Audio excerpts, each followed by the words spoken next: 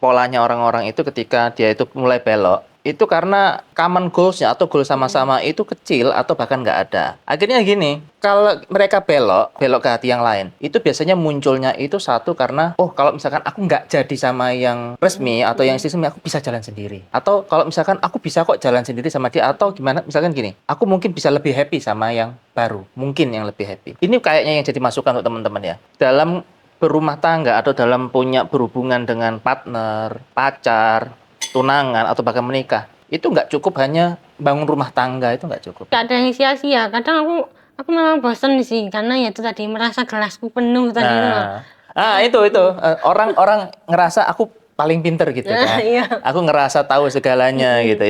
Itu common problem. Akhirnya orang itu nggak grow. Ada tetangga punya mobil baru. Orang-orang umumnya kayak gimana responsnya? Sulit. Julid kan.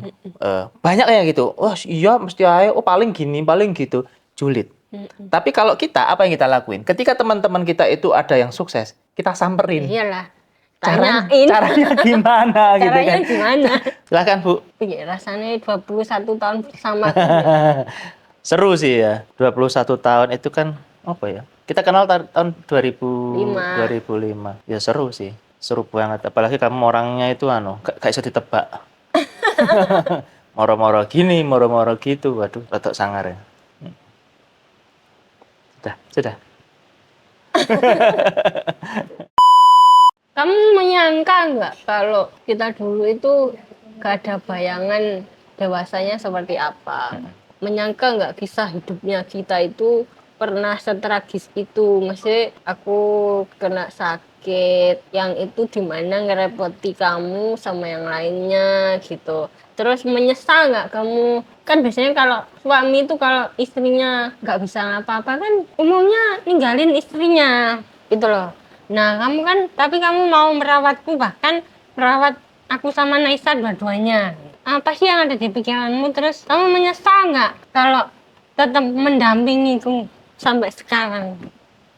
Berat pertanyaannya ya. Ya, yang nyangka itu kan kita nggak pernah bisa nyangka ya. Nggak pernah, kan orang tuh pasti punya impian, pengennya besok tuh bisa gini, apa kemana segala macam. Kita punya apa, orang itu kan pasti punya mimpi. Pengen kayak gini dulu, bahkan kan kita mimpinya kan tinggalnya kan di Surabaya sebenarnya, di Sidoarjo kan, kita punya rumah kan di Sidoarjo. Cuman kan secara prakteknya, barusan belum 1 tahun kita punya rumah, udah dijual gara-gara nggak bisa nyicil gitu kan. Usahanya ada yang usahaku di bidang software itu tutup, terus kemudian rumah dijual karena kita nggak bisa bayar. Bahkan untuk kita itu beli diapers dulu itu kan dibantu sama Mimi, dibantu sama Mama, beli diapers, beli susunya Naisa kan juga dibantu. Laptop tak jual, mas-masanmu juga kan dijual semua gitu kan. Dalam kita ngerintis usaha itu atau ngerintis ketika awal berumah tangga itu memang dinamikanya kan luar biasa. Apalagi kita itu kan perintis ya, bukan pewaris ya. Jadi semuanya itu bukan mulai dari nol, tapi mulainya dari minus. Apakah ada bayangan? Nggak ada, apalagi ditambah kamu sakit.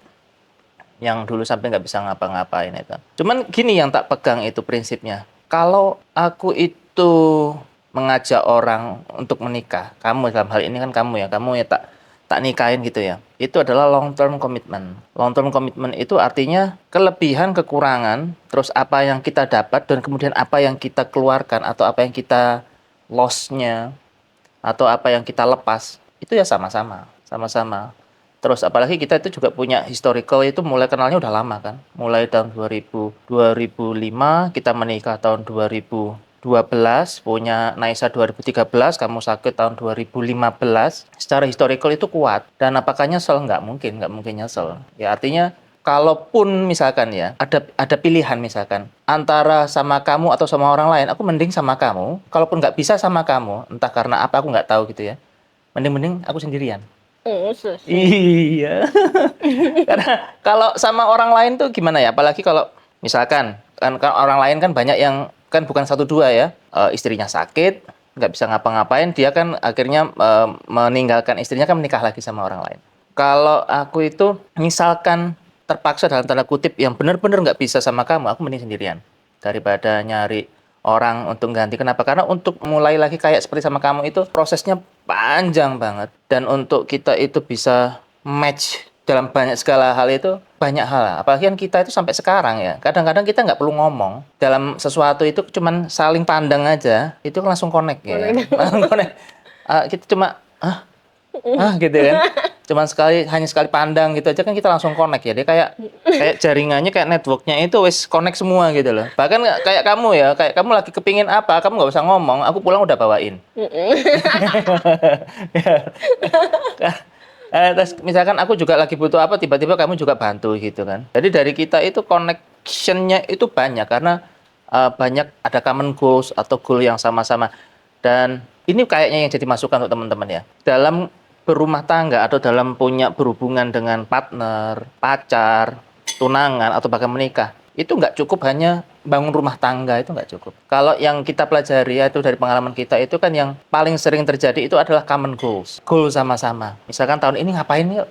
Tahun depan ngapain yuk? Bahkan seringnya itu kan kamu yang bikin goalsnya. Tiba-tiba beli mobil gitu ya. Tiba-tiba belok ke dealer gitu kan. Kayak mau ambil rumah gitu kan. Hamin 2 lebaran. SPK gitu kan, apa namanya, banyak hal-hal yang sebenarnya random sebenarnya, tapi itu bisa match antara aku sama kamu gitu. Entah itu tadi jawab pertanyaan apa enggak ya, aku nggak ngerti ya. Aku asal ngomong aja. Oke. Jadi kan banyak laki-laki yang sekarang itu dalam tanda kutip itu brengsek gitu kan ya. Selengki, orang-orang bilangnya selengki kayak gitu-gitu kan. Itu mungkin kalau menurutku kayaknya koneksinya tadi tuh kurang kuat gak sih ya? Sedangkan kita kan koneksinya sangat kuat sekali. Terus yang terpenting itu kita itu nggak bisa kalau nggak ada yang satunya gitu loh. Aku nggak bisa kalau nggak ada kamu. Aku nggak bisa juga kalau nggak ada kamu gitu. Mm-mm. Jadi kalau yang saya tahu ya, saya pelajari dari polanya orang-orang itu ketika dia itu mulai belok, itu karena common goals-nya atau goal sama-sama itu kecil atau bahkan nggak ada. Akhirnya gini, kalau mereka belok ke hati yang lain, itu biasanya munculnya itu satu karena, oh kalau misalkan aku nggak jadi sama yang resmi atau yang sistemnya, aku bisa jalan sendiri. Atau kalau misalkan aku bisa kok jalan sendiri sama dia, atau gimana, misalkan gini, aku mungkin bisa lebih happy sama yang baru, mungkin yang lebih happy. Cuman kan kalau kita itu ngikutin, kebanyakan yang terjadi adalah malah hancur. Hancur. Ya kan? Mostly hancur. Kita lihat artis lah, misalkan artis atau orang-orang umum ataupun oknum ya, oknum pejabat ya. Ketika melepaskan yang resminya, belok ke yang simpanannya gitu, itu kebanyakan hancur. Nah, yang kita lihat, yang dari kita itu, atau bahkan saya melihat ke orang lain itu, yang cenderung awet, itu biasanya mereka itu punya common goal, atau punya target sama-sama. Misalkan, oh habis ini anak kita kuliah ke luar negeri misalkan. Atau habis ini kita harus gini, mau beli ini, mau beli itu. Jadi common goals dan di-share, dibagi. Artinya kalau kita mau jalanin sendiri tanpa pasangan, nggak bisa. Nah, itu ada semacam, saling membutuhkan. Nah, yang sering terjadi tuh gini, orang laki-laki itu ngerasa kayak, mungkin ya, sebagian orang ya, ketika membagi goals-nya sama-sama dengan istri, sebagian orang mungkin merasa, jadinya orang yang lemah. Ya dong, akhirnya, oh aku kan punya power nih, punya gini nih. Aku jadinya kan nggak kuat gitu kan. Jadinya ngerasa lemah. Padahal itu sebenarnya yang justru jangka panjangnya bisa mengganggu. Dalam arti koneksi hubungan sesama pasangan gitu kan. Jadi pasangan itu akan lebih bagus kalau kita itu ada hubungan secara connection, secara emotion, secara goals, common goals, kemudian secara masa depannya kayak gimana, atau bahkan historicalnya yang sama. Kalau tak lihat itu orang yang historinya sama-sama mulai dari nol atau sama-sama mulai dari minus, katakanlah sama-sama ya, bukan ketemu di jalan yang sudah sukses terus kemudian itu ya. Jadi kalau orang itu yang tak lihat, pengamatanku itu orang yang semuanya itu mulai dari nol atau bahkan dari minus dengan pasangannya, itu cenderung bisa long last daripada orang yang sudah sukses gitu ya, terus ketemu. Nah, ini kan yang sukses ini kan merasa gini, aku semuanya punya gara-gara aku sendiri kan. Dan akhirnya koneksinya dengan si partnernya itu kan kurang kuat. Akhirnya dia cenderung seenaknya sendiri. Beda kalau grow-nya sama-sama, semuanya didapat sama-sama, di dalam hatinya kan dia pasti nanya gini, aku dapat ini juga nggak sendirian. Kita itu kan di titik terbawahnya itu ada masing-masing dan sebagai pasangan kita, kalau kamu di titik terbawah aku mendampingi, aku di titik terbawah kamu juga mendampingi. Jadi waktu aku sakit kan kamu mendampingi, terus pas kamu belum punya apa-apa, masih bahkan nol tadi itu semua dijualin, itu kan aku selalu juga support kamu. Ya sama-sama mencari masa depan bersama. Passion juga nyari bareng-bareng, nggak ujuk-ujuk ketemu karena kita dulu sama-sama orang IT kan. Nah sekarang kan kamu punya Diat Nyaman, aku punya Haruka. Haruka.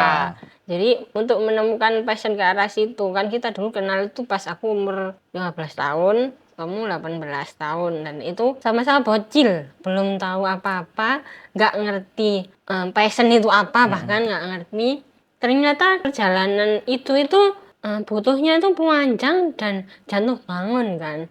Cowok itu, nah kalau cowok itu aku lihat juga kalau dia semuanya bisa sendiri memang akhirnya dia kayak gak butuh perempuan gitu sih memang.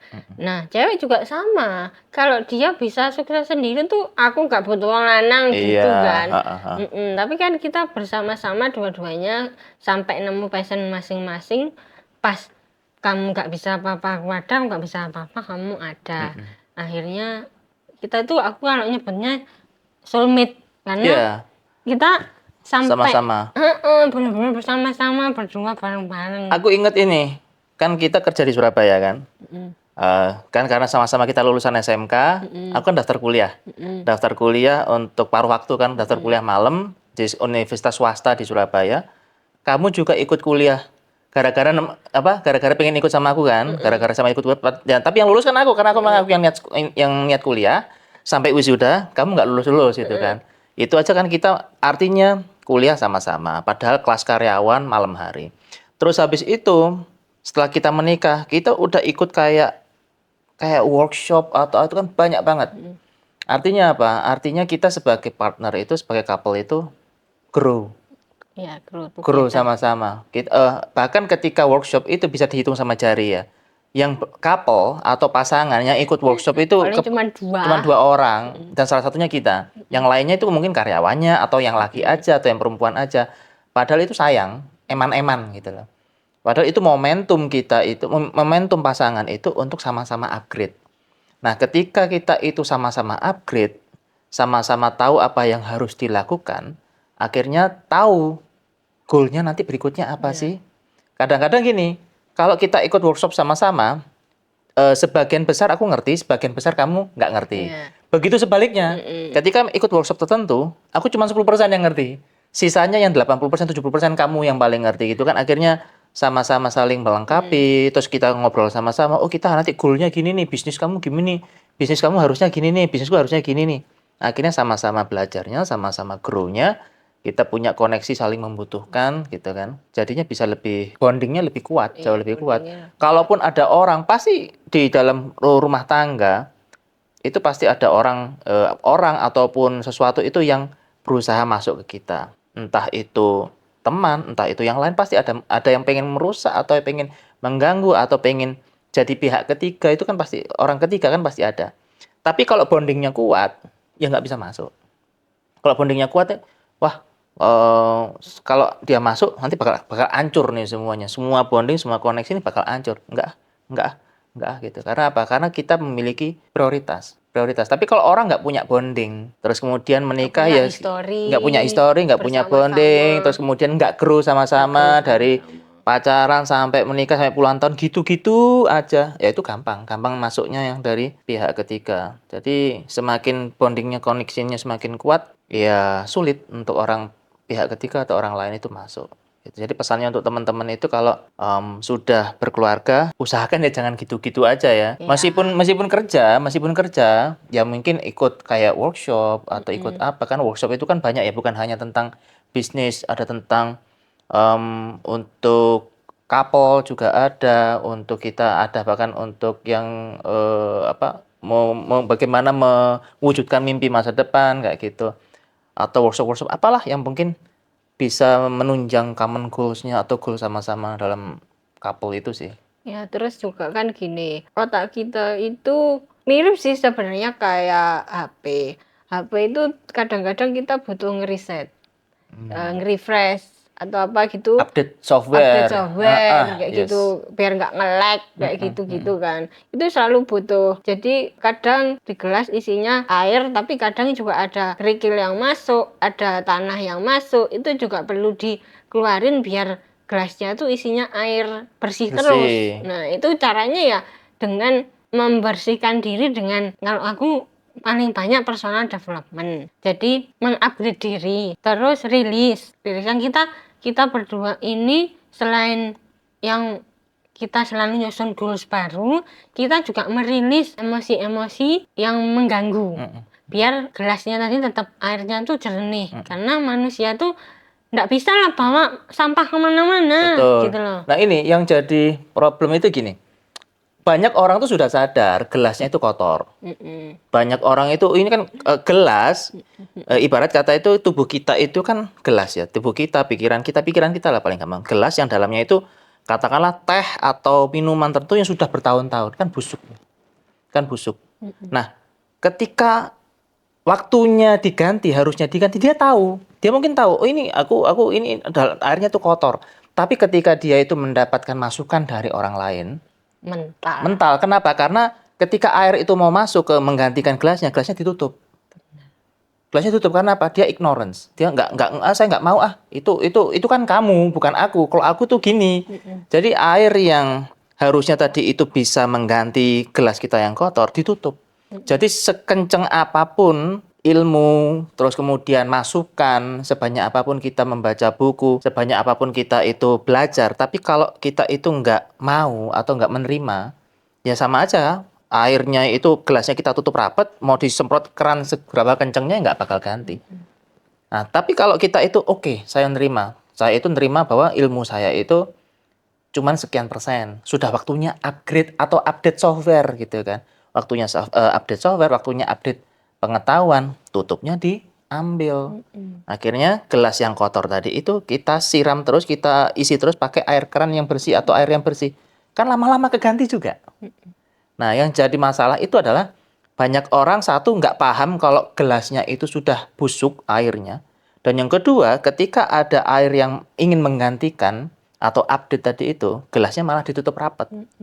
Akhirnya sia-sia gitu. Ini yang sering terjadi dan kita itu butuh untuk belajar nerima dulu. Iya.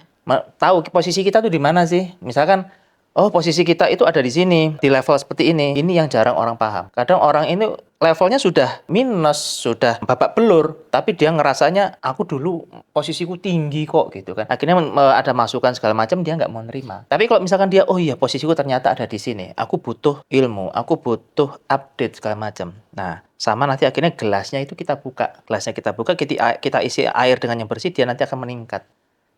Nah, yang paling ini yang paling sering terjadi seperti itu. Paling sering terjadi seperti itu. Yang aku ingat itu pas kita ikutan workshop bareng. Kan namanya workshop kan juga pasti ada isinya itu yang sama persis yang pernah kita ikutin gitu ya. Jadi kalau aku kadang nggak memperhatikan atau apa bosen gitu, kamu pasti ingetin aku, kosongin dulu gelasnya gitu. Jadi sesuatu hal yang kamu tahu belum tentu kita nggak bisa mendapatkan inspirasi dari situ. Tapi ternyata memang kalau sabar ya udah ngikut, ternyata ada sudut pandang lain yang ternyata itu bisa membantu kita Baru gitu kan. sudut pandang baru, karena setiap manusia itu kan unik, pasti dia punya insight yang lain. Jadi kadang kita 2 hari ikut workshop tapi insight-nya itu cuma 10 menit yang kita ambil itu. Betul. Sisanya belum, sisanya nanti mungkin kita pakai tahun depan gitu kan.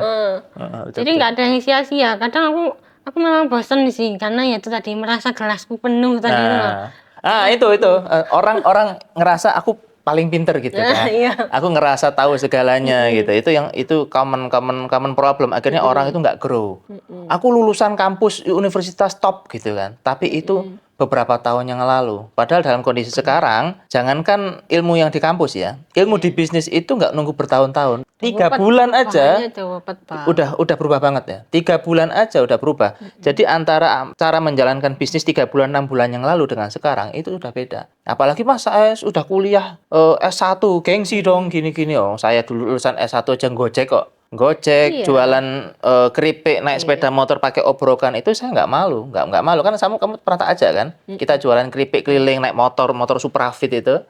belakangnya pakai obrokan, kamu naik di belakang, jualan keripik keliling itu, keripik berapa 5 ribuan, 2 ribuan, kamu sudah pernah tak ajak. Nah, apa aku gengsi? Enggak. Meskipun aku orang IT, lulusan S1, dulunya punya bisnis di bidang IT, terus habis itu bisnisnya tutup, jualan keripik, ya nggak malu. Habis itu Gojek pun beberapa bulan, tahun 2018 ya nggak malu. Kenapa? Karena di dalam setiap langkah kita itu pasti ada poin yang untuk pembelajaran. Iya. Pasti Bahkan ada. aku yang sakit autoimun itu aja juga ada pembelajaran hidup gitu. Jadi sebelum aku sakit, itu kan aku orangnya blunat apa ya istilahnya. Oh iya iya iya iya. Kan aku tuh kayak preman gitu. Angel kan dananya. Terus angel kan dananya bener. Aku kayak preman, tukang miso. Terus intinya bukan seseorang yang baik banget gitu kan. Terus juga aku ternyata bisa berubah dari sakit itu tadi.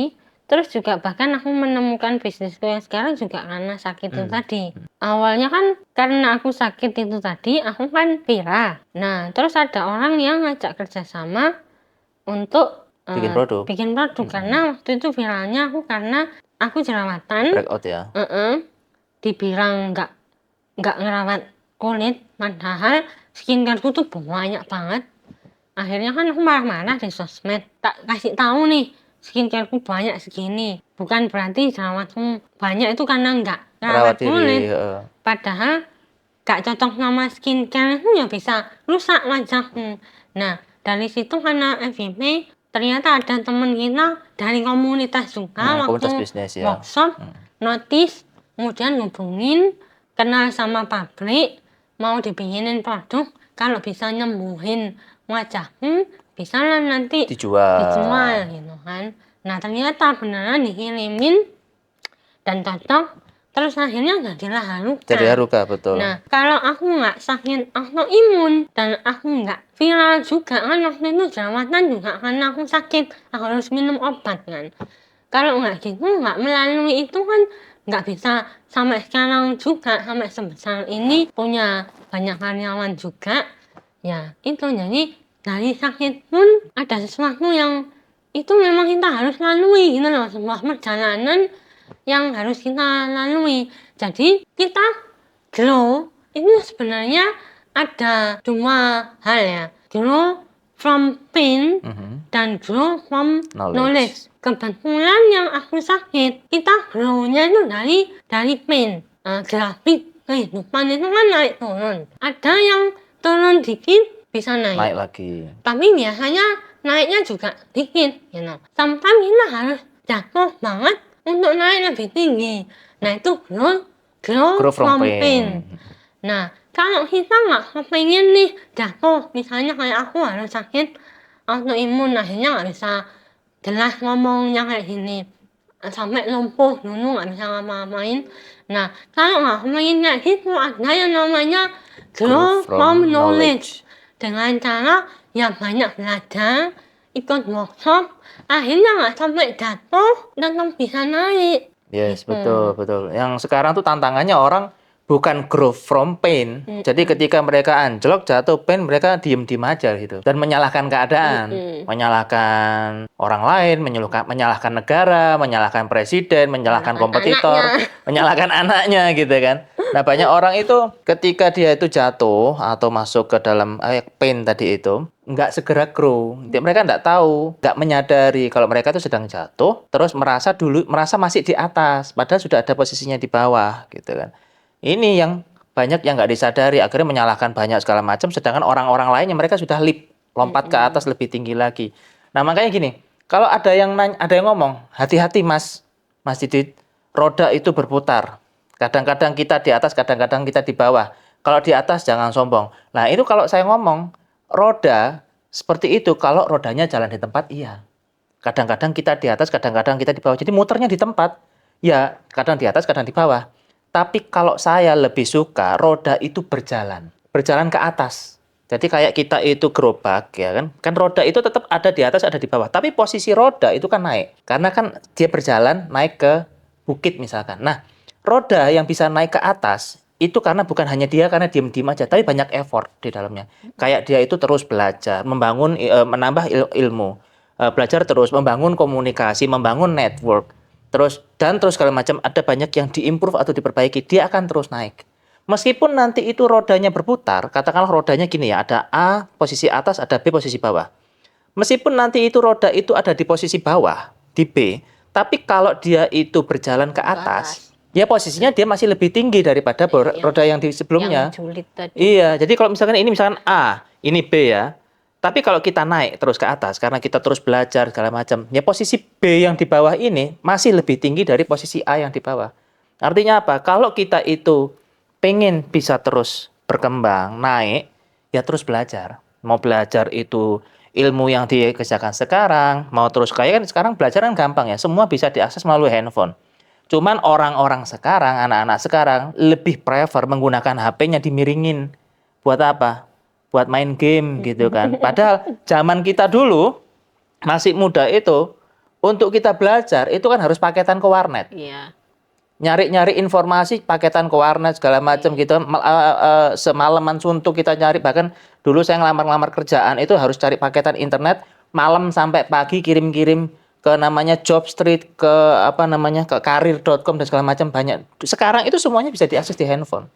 Kita mau belajar, mau cari uang, atau sekedar mau happy-happy, atau mau yang lainnya itu semuanya bisa di handphone. Nah sekarang itu tinggal pilihan aja. Kalau orang itu menggunakan handphonenya dengan bijak, misalkan dia ikut kelas, ikut workshop, ikut sertifikasi, ya roda tadi itu akan terus naik, akan terus naik. Ya mungkin jatuh, tapi posisinya dia lebih tinggi daripada yang sebelumnya gitu kan. Jadi yang roda itu memang betul berputar atas di bawah. Tapi kalau rodanya itu jalan di tempat karena kita nggak upgrade segala macam, ya percuma. Tapi kalau kita terus belajar, meskipun nanti posisi rodanya ada di bawah, tapi dia posisinya jauh lebih tinggi daripada yang sebelumnya dan akan gampang lagi untuk naik. Gitu. Aku mesti ingat itu sih pas setiap kan gini, aku kan memang bukan orang yang kan kita kan dulu dari kecil kan bersama mulai nggak punya apa-apa dan kita kan sekarang udah alhamdulillahnya kan udah lumayan nih. Nah memang banyak banget yang kayak julid gitu loh ke aku terutama. Jadi kayak aku tuh ditunggu jatuhnya gitu loh. Kenapa gitu? Karena pada keluarga gitu tapi bentar-bentar kayak oknum ya. delok naik kok ben masih gitu. Ya apa sayangnya dek dengerannya nih gitu. Padahal kan kita tuh sebenarnya gini. Kan karena kita selalu upgrade ilmu, makanya bisa naik. Sometimes orang yang kejeglong di bawah tadi itu karena nggak pernah update ilmu, maunya kita itu mau ngasih tahu gini loh caranya, karena kan kita sudah pernah melalui itu. Tapi masalahnya dia nggak percaya kalau kita kasih tahu, malah dibilang kemeroh dan iya. Sok tahu gitu ya. Kamu masih kecil loh. Iya jane kon anu, delokne kon kok lek anu kok kon lak ajar pisan gitu kayak gitu. Padahal maksud kita kan nggak gitu loh. Nah, ketika melihat orang lain di atas itu masalahnya orang-orang itu banyak yang julid gitu loh. Habis ngelihat kayak gitu kan kamu mesti ngasih tahu ke aku bahwa nggak apa-apa Bun kamu dibilangin kayak gitu. Kan mesti delokne roda itu berputar. Suatu saat kamu akan di bawah gitu. Nah, kamu kan bilang gitu. Nggak apa-apa Bun kalaupun rodamu di bawah, tapi masalahnya roda itu naik ke bukit di bawah, di bawahnya rodamu tetap di lebih atasnya tinggi. dia. Iya. Masih bilang gitu. Itu common problem kok. Sebenarnya gini. Itu paling gampang kelihatan ketika kita itu melihat orang, teman atau tetangga yang kata-kata lebih baik. Misalkan ya. Ini banyak kok. Jadi misalkan ada tetangga punya mobil baru. Ada tetangga syukuran habis punya bisnisnya berkembang atau segala macam. Nah, orang-orang umumnya kayak gimana responsnya? Julid kan? Banyak kayak gitu. Oh iya mesti ayo, paling gini, paling gitu. Julid. Tapi kalau kita, apa yang kita lakuin? Ketika teman-teman kita itu ada yang sukses, kita samperin. Iyalah. Caranya gimana gitu kan? Caranya gimana? Loh, Mbak, Mas caranya gimana? Kalau Mbak ajarin nggak apa-apa. Kalau misalkan privat pun nggak apa-apa gitu kan. Katakanlah dia sudah melalui itu, ada pengalamannya, kita mengganti pengetahuannya atau keringatnya dengan misalkan dengan ya dengan secara finansial atau kita bawain makanan tertentu, kan kita mengapresiasi pengetahuannya. Ini tanda-tanda yang apa ya? Tanda yang paling sering terjadi. Ketika orang itu nggak bisa grow, ketika orang itu nggak bisa berkembang, itu ciri-cirinya itu. Ketika lihat teman-temannya atau tetangganya itu sukses atau lebih bagus daripada dia yang sekarang, yo pasti dari sini, mesti aja paling dari bank, paling utang bank segala macam, paling banyak gitu kan. Tapi Paling kalau simpenan. paling paling simpen paling apa gitu, paling ya hasil korupsi gitu paling gitu. Korupsi, benar. Tapi kalau kita enggak, kalau kita melihat orang yang lebih sukses, oh dia kok bisa gini ya, kok anaknya bisa kuliah ke luar negeri ya, kok sekarang gini ya. Setahun bisa keluar negeri sampai 4 kali. Iya. Kok bisa gitu ya? Akhirnya apa?